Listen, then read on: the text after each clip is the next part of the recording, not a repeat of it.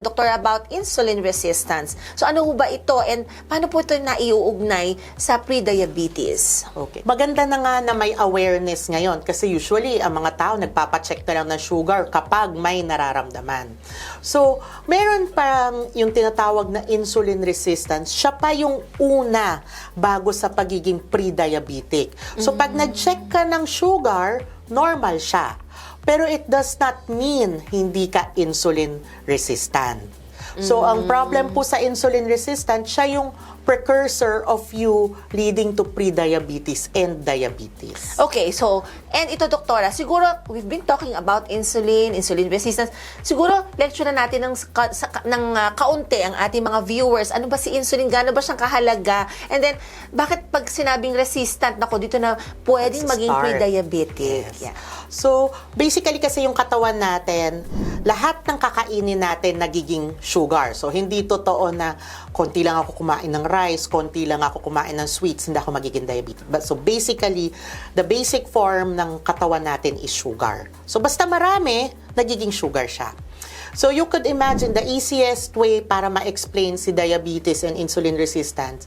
Sa isang sugar, kailangan mo lagi ng isang insulin. Dapat, ang trabaho ni insulin is papasukin si sugar sa cells mo. Yung cells mo kasi uses sugar para siya yung mag-regenerate. Siya yung nagre-repair ng mga damages, siya yung nagpro-promote ng mga growth. Okay?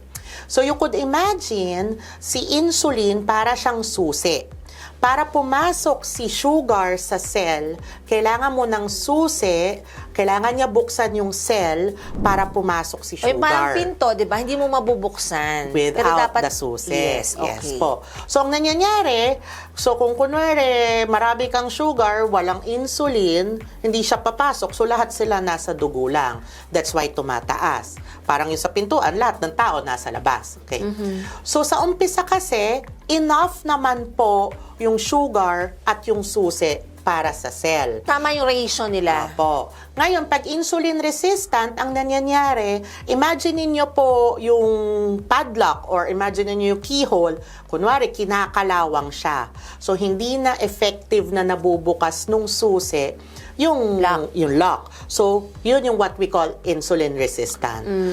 So, the insulin resistance is because defective na po yung lock niya. And ano ba mga cause nito?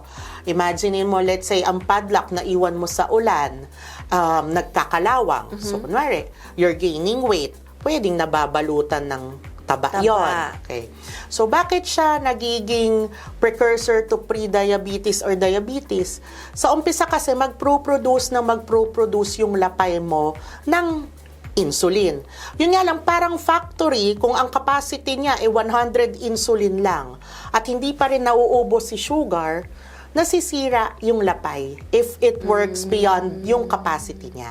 So, doon na, mag-uumpisa ng mag-start magtaas yung mga sugar levels. Doon na yung nagiging pre-diabetic at diabetic.